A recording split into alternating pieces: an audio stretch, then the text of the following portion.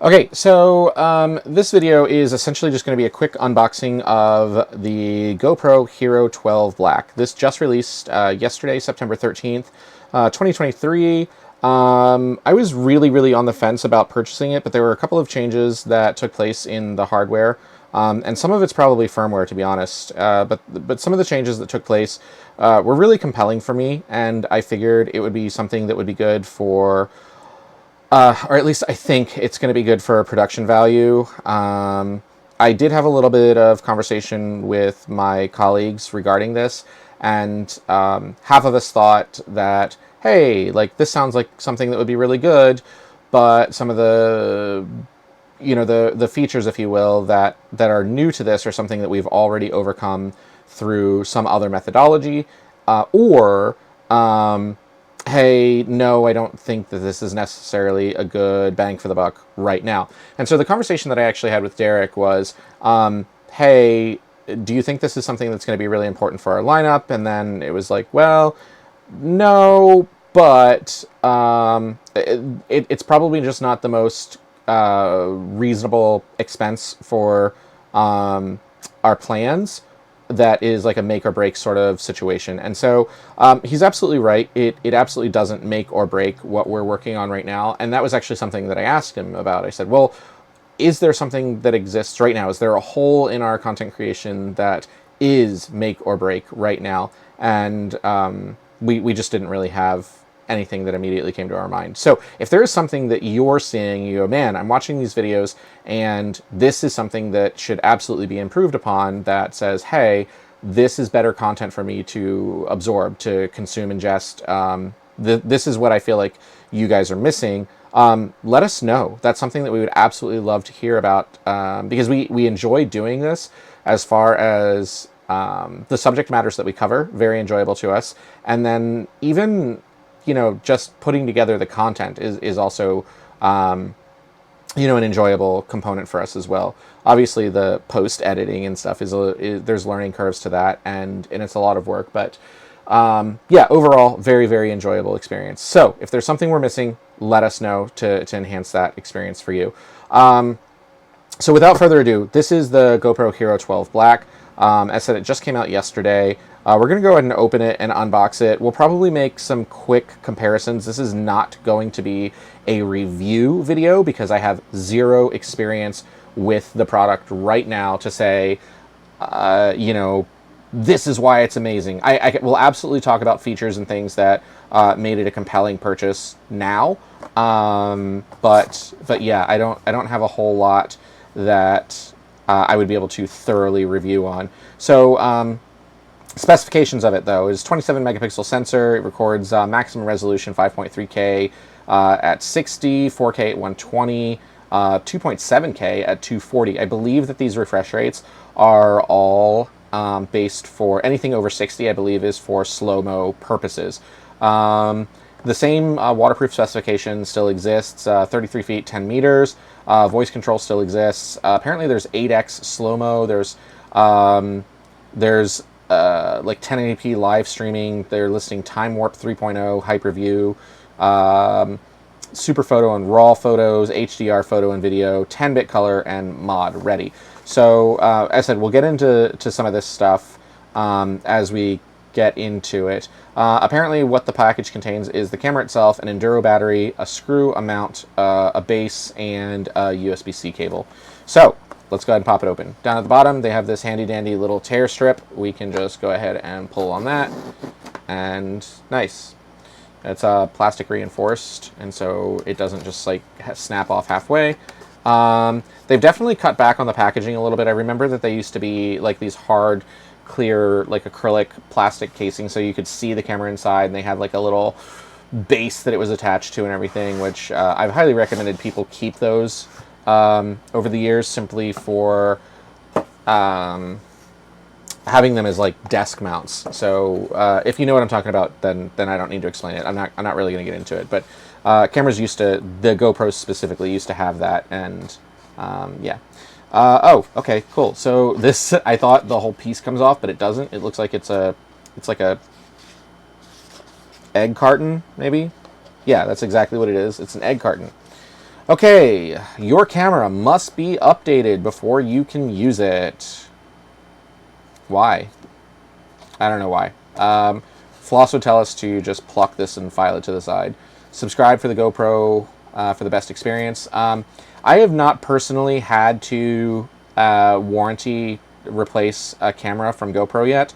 Knock on wood. I don't want to do that, but the GoPro subscription does cover, like, it's like an insurance program for them. You also get the cloud uploads, apparently. There's some unique LUTs and things like that that you can download free that are there, but also, generally speaking, a significant reduction of price on the accessories. So if you know that you're going to be buying a bunch of first-party accessories, maybe sign up for that subscription. So yeah, this isn't sponsored in any kind of way. I'm just saying, I've personally found it useful. Books, let's go ahead and set it aside. Okay, cool. It comes with a USB-C cable. It's not very long. You're not really going to be able to do a whole lot with this cable. I'm sure you've got longer cables, man, and those are some hard bends in that cable, so that probably reduced the life.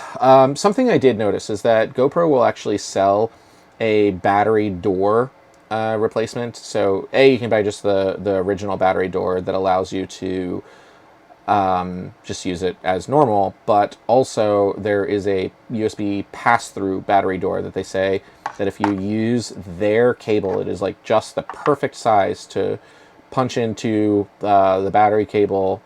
I'm sorry, the battery cover. That's what I think I've been saying cable this whole time. The battery cover that allows you to plug in the USB-C, and apparently it does so in such a tight finish and fit way that it still retains like some type of splash resistance or, weather. They say it can get rained on and it's fine. So anyway, yeah, I guess that's what their cables would be useful for in that regard. We'll go ahead and set that aside. The new camera, and I want to say this came out during the GoPro 9. Yeah, 9. I don't know when they originally released, but they are compatible all the way backwards to the 9. Again, we're on the 12 now, so the 11, the 12, 11, 10, 9, 4 generations of the camera. They released these batteries that are called the Enduro batteries, and the idea is they are going to provide you with more life in the battery, more functional life in the battery in cold environments, but even if you're not using it in a cold environment, as a result, you are also seeing a significant increase in runtime in just normal operating conditions. So yeah, Enduro battery. The indicator that it is the Enduro battery is that it is white. They then had other batteries that were something. They were like higher amperage batteries. I'm not 100% sure what it was. I think they just had higher current. I'm looking to see if I can find one of them. Yeah, they had more current. Wow, these are swollen. More current, and that was indicated by the blue ones. Let's actually take a look at this. 1720 milliamp hour, and these are the Enduros are must be legally labeled, but I'm not seeing it.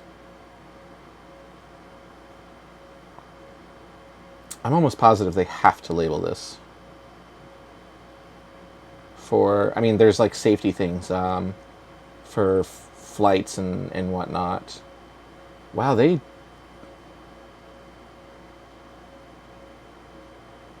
So, fun story.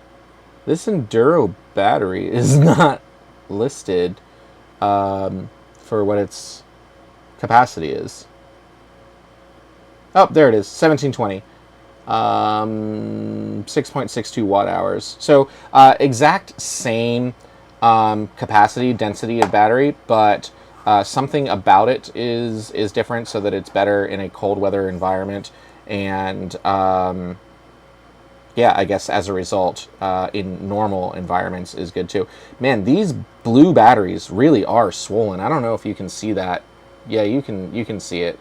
See how the plastic or whatever is coming off the side? These are some thick boys now. Spicy pillows. I don't know. That's probably not okay. I'm not sure what to do with that or about that.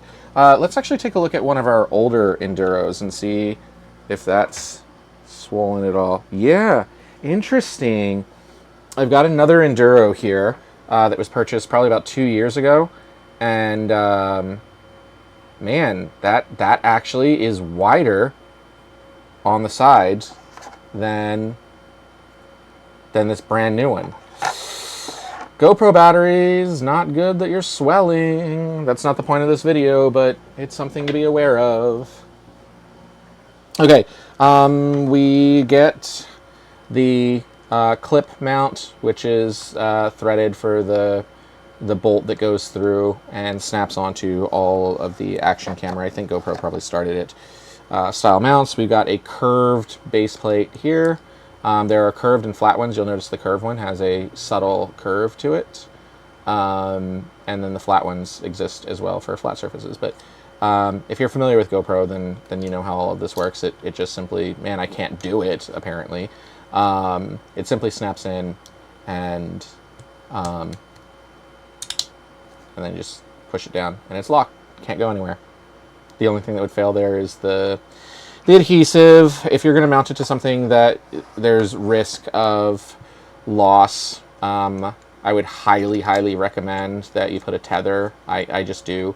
In case the adhesive ever fails, put a tether on it, so that way, you know, if the adhesive does fail, you're still tethered to whatever the object is. If it's like some type of water environment, tether and flotation component as well. There's lots of different things. You can get floating cases, which if you have depending on what your mounting solution is, the floating case for the body of the camera may be overwhelmed by the weight of whatever else you have attached to it. So just take that into consideration as well. So anyway, it comes with this guy. It comes with an Enduro battery.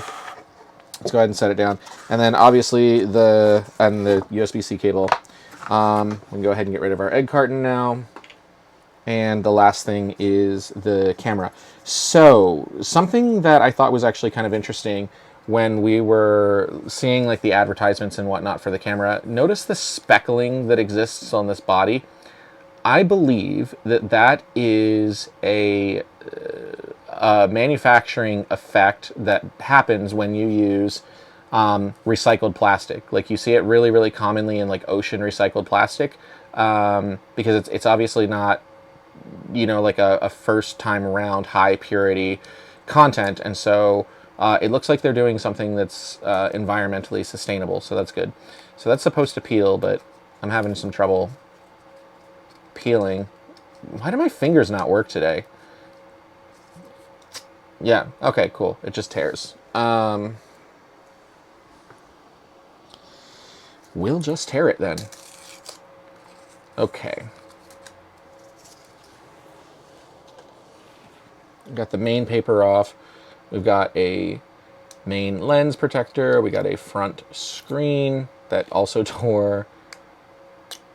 Protector. And last but not least, we've got a main screen protector. What does it say? Your camera must be updated before you can use it. They're really adamant on that. I bet you anything we could use it before it gets updated. I don't know. I'm not super worried about it. But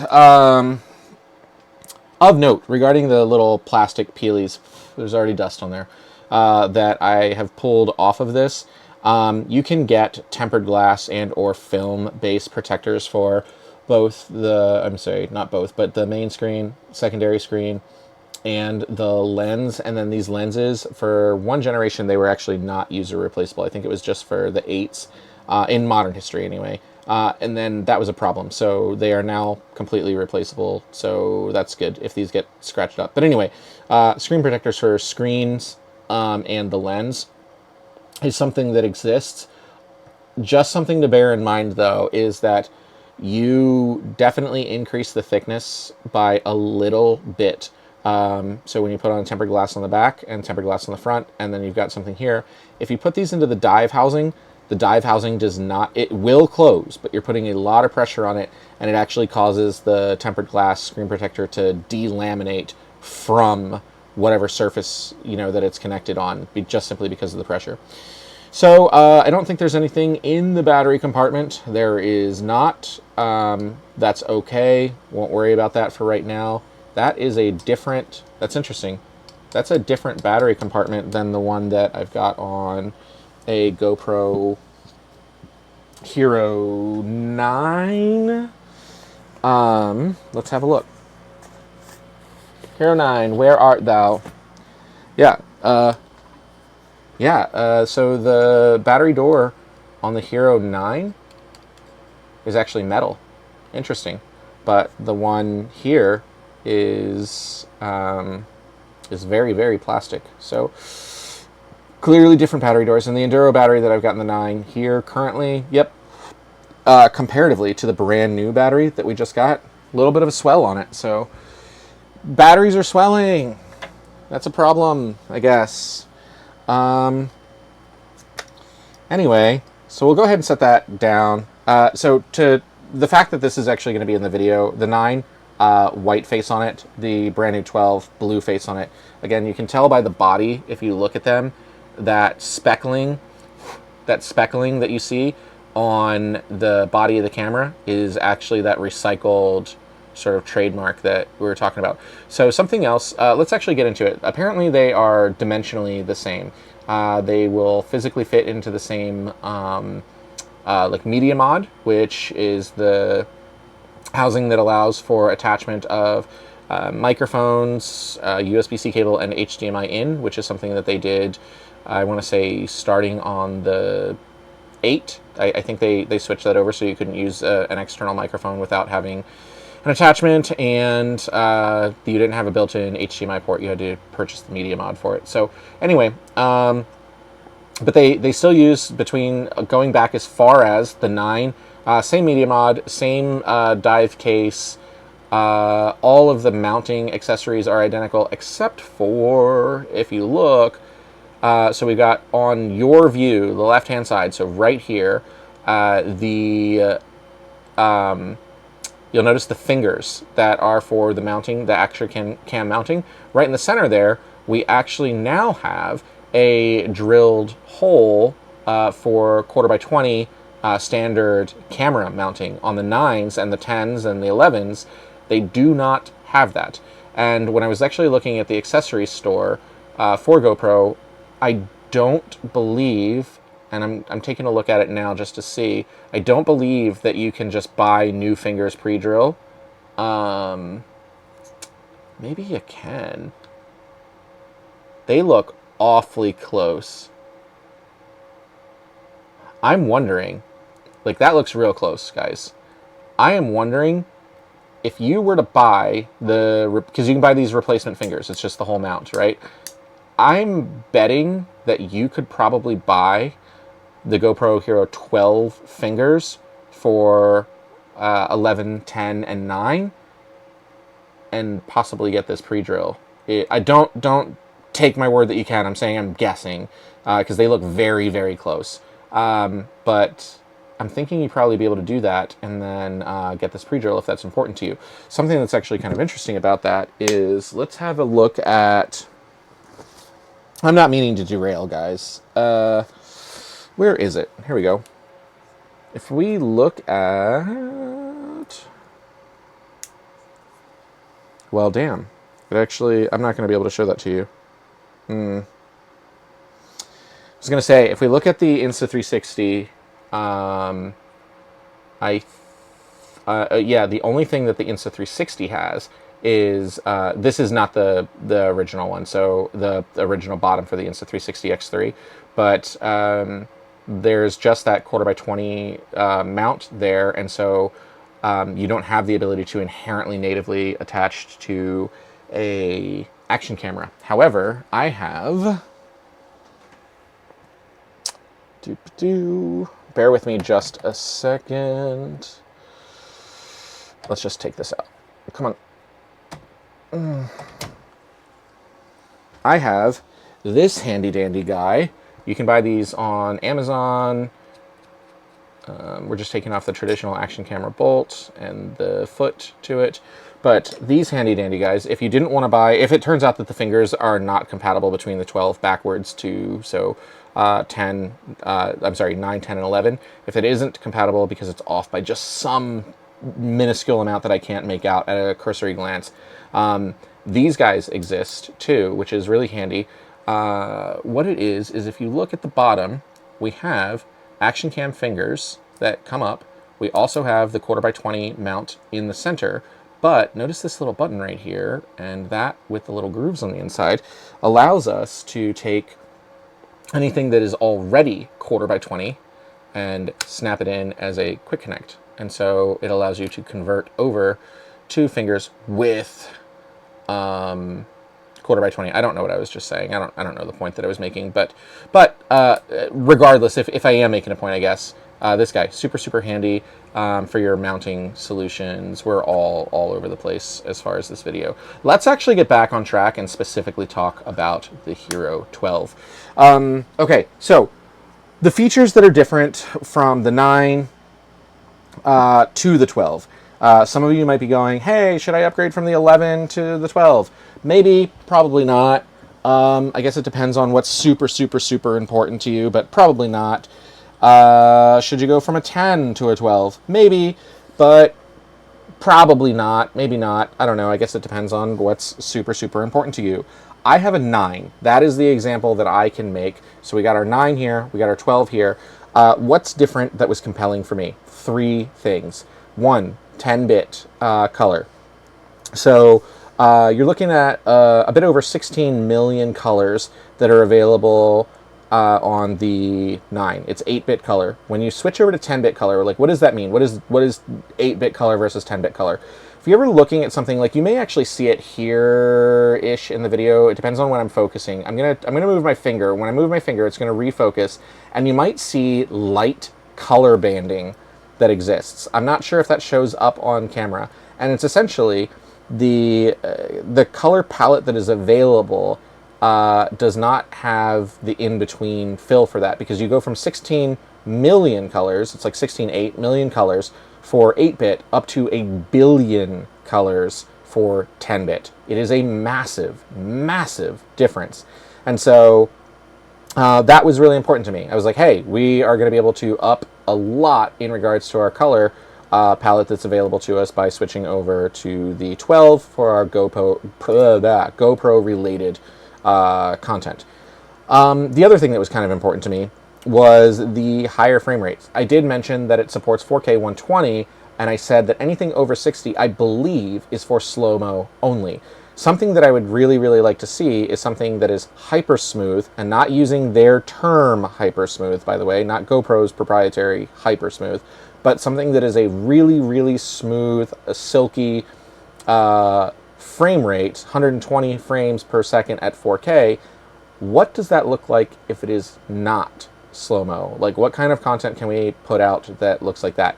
I don't think it's anything that YouTube is going to allow us, that YouTube will ingest that'll output the same way. I maybe should take a look at YouTube just to see if there is 4K 120 content that, that looks like what I'm looking for. And so that would be really neat if we're able to accomplish that. And last but not least, the third thing that is very different for this model that's important to me is the Bluetooth capability for an external microphone. So for the GoPro 9 that I have, and for I don't own, but a 10 and 11, it is required that you have, if you want to use an external microphone, you have to have an external microphone that is connected through the media mod, that is then goes out through a 3.5 millimeter port that goes to whatever it is that you're using. It could be a lavalier, it could be a wireless mic, something that's actually really good that we are using for our 9 is the Rode Wireless Go system. We have the Rode Wireless Go, we have the Rode Wireless Go 2. There's now a new Rode Wireless Go series that is 2 transmitters, a receiver, but it also has something's different as far as the audio input, so that it sets it up in a situation that it's impossible to peak, essentially. So anyway, but you have to use some type of external microphone. With the GoPro Hero 12, it allows you to do microphone over Bluetooth. And so if you have like AirPods, you can use your AirPods. You have a Bluetooth headset or like an earpiece or something like that, you can directly pair it to your GoPro And from there, that microphone on that device is what could be used as the audio input on the GoPro Hero 12. That was really, really neat to me. Not deal breaker, because again, we already have a lot of wireless microphones in our arsenal. We also have lavalier mics. We have all kinds of microphones in our arsenal for use. But the fact that we don't have to, the fact that we could just simply, I don't know, we could pop on, let's say, our Bose Quiet Comfort headphones. We could literally rock those and get away with using that as the microphone for the GoPro. And that is really neat to me. How useful it's actually going to be, I don't know yet, because I haven't even powered this thing on. And obviously I can't use it, or it says multiple places that I can't use it until it does an update. So I don't know. But those are the three things. The 10-bit color, the higher frame rate for recording, because here I'm limited to 4K 60. And then obviously, yeah, the Bluetooth compatibility for microphones. That'll be really, really neat to see. I said this is not a review. I'm not sure what it's going to bring to us in regards to production value. I absolutely would like to make a video that is, hey, here are these two cameras side by side. Is there a notable difference? Is there a significant difference as far as what we're able to get out of the video quality? Yeah, I don't know. A lot of people were complaining that something that they've been waiting for GoPro to do for a while now is actually low light performance, and I agree. The GoPro is not a low light performer, but it is a better low light performer in my experience than some of the other cameras that we have in our lineup that are just quick portable cameras. So, you know, what does that look like as far as, you know, what does this currently look like as far as low light performance? Probably nothing spectacular. So maybe that'll be a future iteration and something that a lot of people would like to see, because I think right now we're kind of in a spot where there isn't really anything else that anyone's asking for as far as functionality beyond that. There are lots and lots and lots of different things that are different with the 12 that we obviously have not covered, and that's not the plan to cover them. The ability to film and log, so that you're able to essentially ingest your media and set up custom LUTs and things to that nature, if you know what that is. So color correction, color grading, and everything should be really neat with that. Whether or not it's anything that we take advantage of, I don't know. Not anytime right away, because it's an action camera. It's not a professional camera. It's not the purpose. The idea is to set it up somewhere, shoot quick, and get it done and over with.